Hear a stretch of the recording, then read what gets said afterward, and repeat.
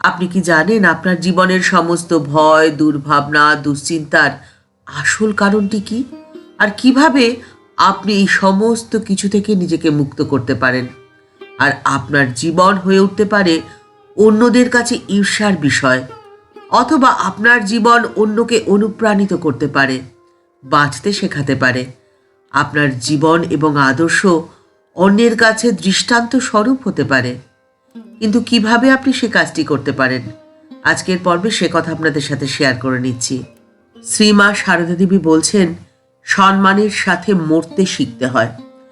মরতে শেখা এ কি করে সম্ভব? মৃত্যু তো ভয়ঙ্কর, মৃত্যুকে তো মানুষ ভয় পায়, এটাই স্বাভাবিক। কিন্তু সেই মৃত্যুকেই আপন করে নিতে হয়। আর এই মৃত্যুকে যে আপন করে নিতে পারে, তার জীবন থেকে সমস্ত ভয়, দুর্ভাবনা, দুশ্চিন্তা দূর হয়ে যায়। সে যে কোনো কাজ খুব সহজে করে ফেলতে পারে।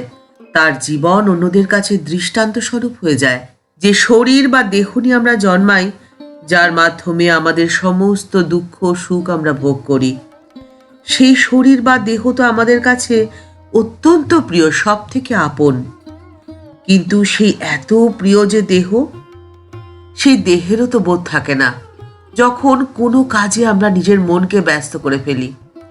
যেমন ধরুন, সন্তানের শরীর খারাপে মায়ের শরীর নিয়ে কি মা চিন্তিত থাকে?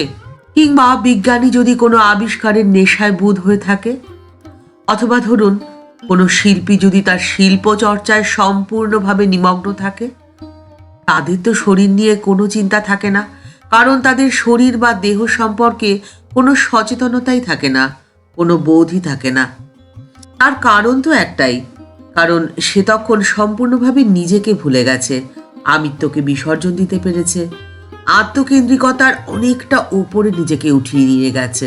এর কারণ তো একটাই, আমরা আমাদের শরীরটাকে আমি বলে মনে করি, আমিত্বকে আমরা বড্ড বেশি ভালোবেসে ফেলি। আমাদের এই শরীরের ভেতরে রয়েছে আমাদের মন, তার ভেতরে রয়েছে বুদ্ধি, আর বুদ্ধিরও ভেতরে রয়েছে আমাদের আত্মা। আনন্দই তো তার স্বরূপ। আর আমরা যদি আমাদের মনকে উচ্চ চিন্তায় নিমগ্ন করতে পারি, তাহলে সেই অভ্যাসই আমাদের দেহ সর্বস্বতা থেকে মুক্ত করবে এবং আমাদের সত্যিকারের আনন্দের সন্ধান দেবে। কিভাবে আমরা আমাদের জীবনকে কাটাতে পারলে আমরা সত্যিকারের আনন্দের স্পর্শ পেতে পারি, সেই পথের সন্ধান দেবে। অর্থাৎ সত্যিকারের আনন্দের সন্ধান পেতে গেলে আমাদের মনকে উচ্চ চিন্তায় চিন্তিত করতে হবে। এই উচ্চ চিন্তায় চিন্তিত অর্থে আমাদের আমি থেকে নিজেকে বার করে নিয়ে আসতে হবে। আর ঠিক সেই জন্যেই শ্রীমা বলেছেন, কেউ যদি তোমাকে ভালো না বলে, ভালো না বাসে, তাহলে একদম মন খারাপ করবে না। কারণ এক জীবনে সবার কাছে তো ভালো হওয়া যায় না, এই অসম্ভব। আর ঠিক সেই জন্যে কি আপনাকে ভালো বললো আর খারাপ বললো, অথবা কে আপনাকে ভালোবাসলো আর কে আপনাকে ভালোবাসলো না, এই নিয়ে ভাবনা চিন্তা একদম বন্ধ করে দিন, তাহলে আপনি ভালো থাকবেন। শ্রীমা বলেছেন যে পরের উপকার করলে আসলে তো নিজেরই উপকার হয়। কিন্তু এটি কি সত্যি কথা? কিভাবে এটি সম্ভব হতে পারে? প্রত্যেকটি মানুষ তো শুধুমাত্র নিজের কথা ভাবে, নিজের উন্নতির কথা ভাবে, নিজের উপকারের কথা ভাবে, কিন্তু নিজের উপকারে অন্যের উপকার। একবার এক ভক্ত এক মহারাজকে বলছেন, মহারাজ, আমি নতুন শিক্ষক হিসেবে অনেক অর্থ উপার্জন করতে চাই। আমি চাই মান, যশ, নাম, ডাক, সমস্ত কিছু। আর সমাজ সেবা করে এটি কি করে সম্ভব? অন্যের উপকার করে আমার কি লাভ হবে? উত্তরে মহারাজ তাকে বললেন যে, দেখো, তোমার কাছে পড়াশুনো করার পরে যদি ছাত্রছাত্রীদের লাভ হয়, তার উপরই তো নির্ভর করবে যে তুমি শিক্ষক হিসেবে কতটা সফল।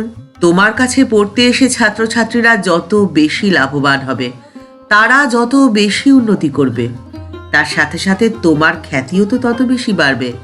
তুমি অনেক বেশি ছাত্রছাত্রী পড়ানোর সুযোগ পাবে, তোমার নাম, ডাক, প্রতিপত্তি, অর্থ সবই তো বেশি হবে। একজন ডাক্তারের চিকিৎসায় কতজন রুগী ভালো হচ্ছে, কত তাড়াতাড়ি ভালো হয়ে যাচ্ছে, তার উপরে নির্ভর করে সেই ডাক্তারের সফলতা, নাম, ডাক, খ্যাতি, আর তার সাথে অর্থ এবং প্রতিপত্তি।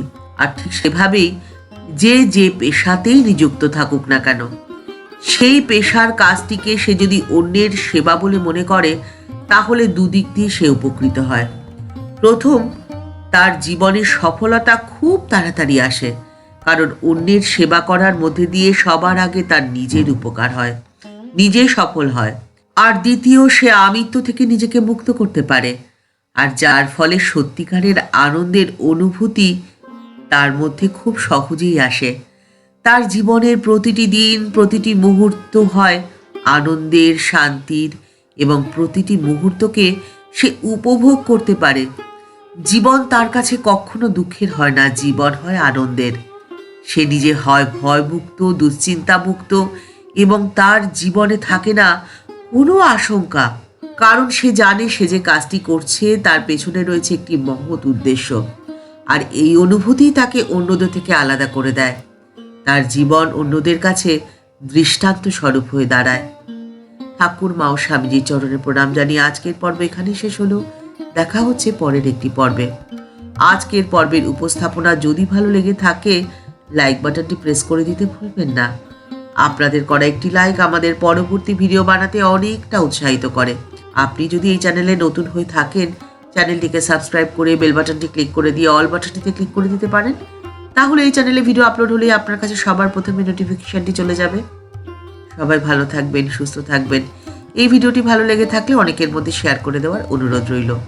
দেখা হচ্ছে পরের একটি পর্বে। নমস্কার।